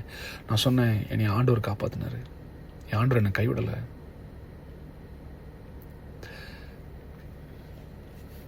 இவனுங்க அவ்வளோ பண்ணிட்டாங்க எனக்கு. இப்போ நினச்சல எனக்கு அழுக வருது. இந்த கிறிஸ்மஸ் நியூ இயர்லாம் நான் வீட்டில் தனியாக படுத்துருந்தேன். நான் கிங்ஸ் ஜென்ரேஷனை யோசிச்சுட்டே இருந்தேன். நான் நம்முடைய சபை விசுவாசியில் யோசித்தேன். நம்ம சபையில் உள்ள வாலிபர்கள், சின்ன பிள்ளைகள் வாரம் என்னை பார்க்குற ஜே அங்கிள் ஜே டாடான்னு கூப்பிட்ற பிள்ளைகளுடைய சத்தம்லாம் என் காதில் கேட்டுகிட்டே இருந்துச்சு. எஸ், இதன் மத்தியில் நான் என் பிள்ளை ஜேனையும் மிஸ் பண்ணுறேன். ஓகே, இவனுக்கு அந்த லேண்டையும் விற்க விடலை. அப்போ நான் என்ன இவனுக்கு இப்படி பண்ணுறானுங்க, ஏன் இந்த அளவுக்கு கொடுமையாக பண்ணுறானுங்க? அவனுங்க அன்றைக்கி வச்ச பெரிய டிமாண்ட் என்னென்னா, அந்த அசோசியேட் அவர் வச்ச பெரிய டிமாண்டே என்னென்னா, நான் கோயம்புத்தூருக்கு திருப்பி வரக்கூடாது, கிங்ஸ் ஜென்ரேஷன் சபையை ஆரம்பிக்கக்கூடாது, இந்த பேரே கிங்ஸ் ஜென்ரேஷன்ற பேரே இருக்கக்கூடாது, தமிழ்நாட்டில் நான் எங்கேயுமே இல்லை, உலகத்தில் எந்த மேடையிலையும் நான் ஊழியம் பண்ண ஏறக்கூடாது அப்படின்னு அவர் சொல்லுவார். இப்போ அவரை பற்றி நான் ஒரு கேள்வி கேட்குறேன். என்னை அழைச்சது ஆண்டவர், நீ யார்ரா என்னை நிறுத்துறதுக்கு? ஒன்றை மாதிரி துரோகிகளையே அவர் இன்னும் ஜோர் போட்டு காப்பாற்றிட்டு இருக்காரு. இனி மாதிரி நல்லவனை அப்புறம் அவர் கைவிடுவார். இந்த மாதிரி துரோகியை நான் வாழ்க்கையில் பார்த்ததே இல்லை மிஸ்டர் அசோசியேட். இந்த மாதிரி ஒரு எச்ச வேலையை பண்ணுற ஒரு துரோகியை நான் வாழ்க்கையில் பார்த்ததே இல்லை. நீங்கள் நினச்சிங்க நான் பசங்களை தப்பாக நினச்சிட்டு உங்களை நல்லவர் நினச்சிருவேன்னு. சரிங்களா? நீங்கள் யாருன்னு தெரியும் மிஸ்டர் அசோசியேட். இந்த சாபம் உங்கள் மேலே எப்படி கிடந்துச்சு, அதை நீக்கிறதுக்காக கர்த்தரை அனுப்புனார். ஆனால் மறுபடியும் நீங்கள் விட்டதை வாங்கிக்கிட்டீங்க, அனுபவிங்க, கர்த்தர் உங்களை டீல் பண்ணுவார். இதெல்லாம் முடிஞ்சு நான் ஊருக்கு போயிட்டேன். அப்போவும் எனக்கு ஒன்றுமே ஓடலை. என்னடா செய்யலான்னு. என் சபை வருமானத்தை நிறுத்தினாங்க, என் கை வருமானத்தை நிறுத்தினாங்க, எல்லாத்துக்கும் பிரச்சனை கொண்டு வந்தாங்க. என் பேருக்கு அலங்கப்படுத்தினார், என் குடும்பத்தை நாசமாக்குனார், என் சபையை எடுத்தார். அவர் ஒரு சர்ச் தொடங்கினார். சபையை தொடங்கினவர் சும்மா இல்லையே, ஒவ்வொரு விசுவாசிகளுக்கும் என்னை பற்றி தொடர்ந்து தப்பாக பேசிட்டே இருக்கிறார். அவர் நினச்சாரு 2000 பேரும் திருப்பி அங்கே வந்துடுவாங்கன்னு. ஆனால் ஒரு 20-30 பேர் தான் போகிறாங்க. அவங்களும் எவ்வளோ நாள் போகிறாங்கன்னு பார்க்கலாம். இப்போ நான் ஊரில் கடந்த ஒரு 15 நாளைக்கு முன்னால் எங்கள் ஊர் செங்கோட்டையில் ஒரு கடைக்கு போயிருக்கும்போது இதெல்லாம் ஒரு பக்கம் நடந்து, நான் இத்தனைக்கும் அமைதியாக இருக்கிறேன். சபை ஜனங்கள் இதை கவனிக்கணும். இவ்வளவு நடந்தும் நான் அமைதியாக இருக்கிறேன், ஒரு வார்த்தை பேசலை, அமைதியாக இருக்கிறேன். நான் என்னை பார்ப்பதற்காக இந்த பெண் வீட்டார் எல்லாம் ஃபேமிலி அங்கே வந்திருக்கிறாங்க. என் ஃப்ரெண்ட்ஸும் 4-5 பேர் அங்கே வந்திருக்கிறாங்க. நாங்கள் எல்லோரும் கடைக்கு காய்கறி வாங்க போனோம். நான் வீட்டை விட்டு வெளியே ரொம்ப நாள் ஆச்சு. சரி, மனசு நிம்மதியாக இருக்கணும், வெளியே வரேன். நான் அந்த கடையில் நிற்கும் போது எங்கள் ஊரில் ஒருத்தர் அதை எனக்கு தெரியாமல் வீடியோ எடுத்து அந்த வீடியோவை எல்லாருக்கும் அனுப்புகிறார். எல்லாருக்கும் அனுப்புனா குறிப்பிட்ட 2 பேருக்கு அனுப்புகிறார். வீடியோ எடுத்த நபர் பிரதர் ஜான்சன் அப்படின்னு செங்கோட்டை மேலூரில் இருக்கிறார், பிடி சாராக இருக்கிறார். அவர் தான் அந்த வீடியோ எடுத்தார். அதை எடுத்து அவருடைய சகோதரன் கேப்ரியேல், ஜான் கேப்ரியல் நினைக்கிறேன், தென்காசியில் இருக்கார், அவரும் ஊழியம் பண்ணுறேன்னு சொல்கிறார். அவருக்கு இந்த வீடியோ அனுப்புகிறார். அன்னைக்கு நைட்டே அந்த வீடியோ கோயம்புத்தூரில் இருக்கிற அசோசியேட்டுக்கு வருது. யாரு? இந்த ட்ரூத் டைம் நடத்துறாருல, நம்ம சர்ச்சை கிங்ஸ் ஜெனரேஷன் நடத்திட்டு இருந்தார்ல, அவருக்கு வருது. இது ஒரு 2 நாளில் யூடியூப்லேயும் வருது இந்த வீடியோ. எனக்கு ரொம்ப ஷாக்கிங்காக இருந்தது. அப்போ அன்றைக்கி யாரெல்லாம் அந்த கடையில் நின்னா நான் யோசித்து பார்த்து நேராக போய் விசாரிக்கிறேன். அந்த நபர் எனக்கு சொன்ன வார்த்தை, நான் இந்த வீடியோவை கோயம்புத்தூரில் இருக்கிற உங்களுக்கு கீழே வேலை செஞ்ச அந்த பைபிள் காலேஜ் நடத்திட்டு இருக்கார்ல, உங்களுக்கு ட்ரூத் டைமில் உங்கள் சர்ச்சில் நடத்துகிறார்ல, அவருக்கு தான் அனுப்பி வச்சேன்னு சொல்கிறாரு, பேரோட சொல்கிறாரு. நான் இப்போ கூட அந்த பேரை ஏன் சொல்ல மாட்டேன்றேன்னா, அவர் யாருன்றதை நம்ம சபை ஜனங்கள் மொத்தம் தெரிஞ்சுக்கிட்டா போதும், அது ஆட்டோமேட்டிக்காக வெளியே வந்துடும். 2வது, அந்த பேரை சொல்கிறதுக்கே நான் கூச்சப்படுறேன். இயேசுன்ற பேர், ஆவியானவர்ன்ற பேர், கர்த்தர்ன்ற பேர் வர்ற இந்த வாயில் இவனை மாதிரி துரோகிகளுடைய பேர் கூட வரக்கூடாதுன்னு நான் நினைக்கிறேன். அவ்வளோ மனவேதனைப்படுறேன் நான். அப்போ நான் அந்த நபரை கூப்பிட்டு கேட்குறேன், எப்படி இந்த வீடியோவை நீங்கள் அவருக்கு அனுப்பி வச்சிங்கன்னா? அவர் சொன்னார், அவர் என்னை கூப்பிட்டாரு, பாஸ்டர் ஜான் ஜெபராஜ் உங்கள் ஊரில் தான் தலைமறைவாக இருக்கிறாரு, ஏதோ ஒரு பொண்ணு கூட வாழ்ந்துட்டுருக்காரு, அவர் எங்கே பார்த்தாலும் எனக்கு வீடியோ எடுத்து அனுப்புங்கன்னு சொன்னார். அந்த வீடியோவில் நான் மட்டும் இல்லை, அந்த பொண்ணு மட்டும் இல்லை, அவங்க குடும்பம் இருக்குது, கூட வந்து ஃப்ரெண்ட்ஸ் எல்லோரும் நிற்கிறாங்க. அது அந்தரங்க அசிங்கமான வீடியோ கிடையாது, ஒரு பொது இடத்துல நிற்கிற ஒரு வீடியோ அது. அதை எடுத்து யூடியூப்பில் அனுப்பி போடுற அளவுக்கு அசிங்கமான ஒரு நபர் தான் இந்த அசோசியேட்.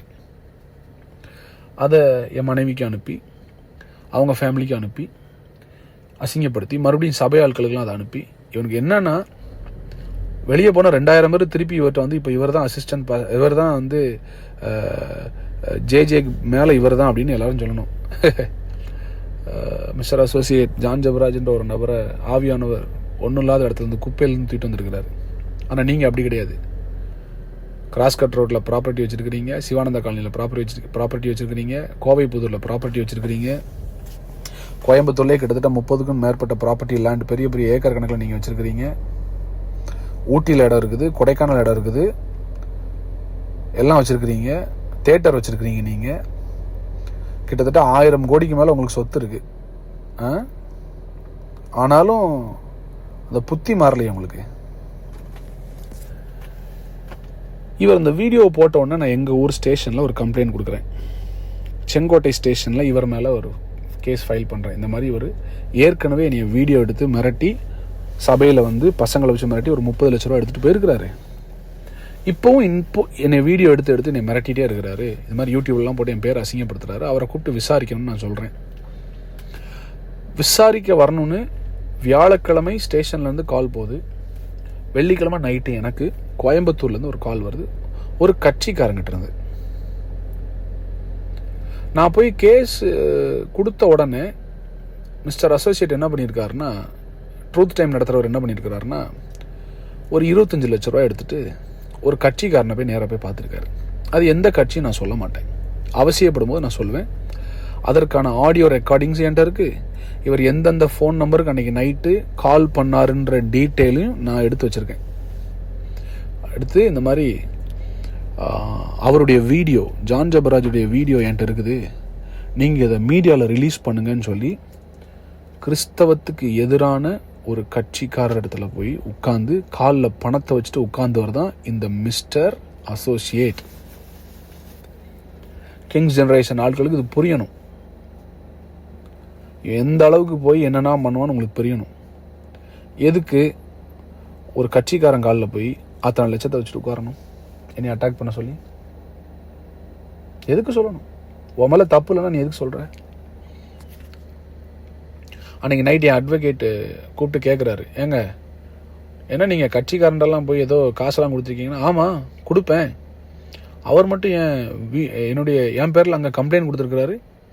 அவரை கம்ப்ளைண்ட் வாபஸ் வாங்க சொல்லுங்கள், நான் அங்கே வர முடியாது, இல்லைன்னா நான் அந்த வீடியோ கொடுப்பேன்னு சொன்ன ஆடியோ ரெக்கார்டிங் என் கையில் இருக்குது. கட்சிக்காரங்க என்கிட்ட பேசின ஆடியோ ரெக்கார்டிங் இருக்குது, இவர் எங்கள் அட்வொகேட்டை பேசின ஆடியோ ரெக்கார்டிங் என்கிட்ட இருக்குது. நேரம் வரும்போது நான் அதை போட்டு காமிப்பேன், அவசியப்பட்டால் போட்டு காமிப்பேன். கடைசியில் அந்த கட்சிக்காரங்க எனக்கு ஃபோன் பண்ணிட்டு சொல்கிறாங்க, சார் உங்களை தொட்டால் மொத்த கிறிஸ்தவத்தை தொட்ட மாதிரி, எங்களுக்கு அந்த பேர் வேண்டாம். ரெண்டாவது, நாங்கள் அதை செய்ய விரும்பலை. தமிழ்நாட்டில் நாங்கள் கிறிஸ்தவர்களை நேசிக்கிறோம்.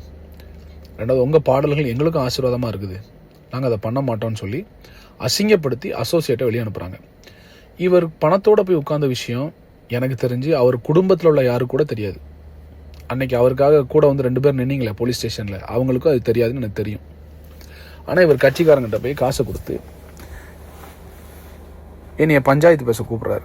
அடுத்து வேறு சில ரவுடிகள்கிட்டையும் பேசினதாக எனக்கு தகவல். ஆனால் உடனே நான் என்ன பண்ணிட்டேன்னா, அதை நான் வெளியே சொல்லிட்டேன். அதை நான் மிஸ்டர் அசோசியேட்டுக்கு ஒரு விஷயத்த சொல்கிறேன். அபிஷேகத்தை விட, கர்த்தரை விட, வார்த்தையை விட பணம் பெருசு அப்படின்னு நீ நினச்சேன்னா உன் பணம் மண்ணோடு மண்ணாய் போக கிடவுது. இப்போ நீங்கள் திருடி சம்பாதிச்ச ஒரு காசும் உன் தலைமுறைக்கு நிற்காது. நான் வந்து உங்கள் அம்மாவையோ இல்லை உங்கள் அப்பாவையோ இல்லை உங்கள் தம்பியவோ சொல்லலை, நான் ஒன்றை தான் சொல்கிறேன். நீ திருடின காசு உன் தலைமுறைக்கு நிற்காது. கட்சிக்காரங்கிட்ட போய் நின்றுட்டு, கூலிப்படையிட்ட போய் நின்றுட்டு என்னைய பஞ்சாயத்து பண்ணி என்னை அட்டாக் பண்ண அசிங்கமாக இல்லை? இதில் வேற உன் சர்ச்சை இப்போ நீ நடத்துகிற சர்ச்சில் ஒரு வாய்ஸ் மெசேஜ் வேறு எல்லாருக்கும். என்ன வாய்ஸ் மெசேஜ்? இந்த மாதிரி ஜான் ஜபராஜ் பாஸ் என் மேலே பொய்யா கேஸ் கொடுத்துருக்காரு. ஏய் என்னடா டே, யாரா நீ? என்ன எங்கே நீ உன்னை எப்படி வளர்த்தாங்க? எங்கே வளர்த்தாங்க? உனக்கு என்ன எத்திக்ஸ் சொல்லி கொடுத்து வளர்த்தாங்க? உன்னைய கொடுத்துருக்காரு. அவர் எந்த அளவுக்குனாலும் போய் நம்மளை அசிங்கப்படுத்துவார். ஆனால் நீங்கள் யாரும் கோவப்பட்டுறாதீங்க, நம்ம ஜெபிப்போம் அப்படின்னு ஜெபிப்போன்ட்டு. அப்புறம் உனக்கு என்னடா கட்சிக்காரன்ட்ட போய் காசு கொடுத்து உட்காந்துருக்க நீ?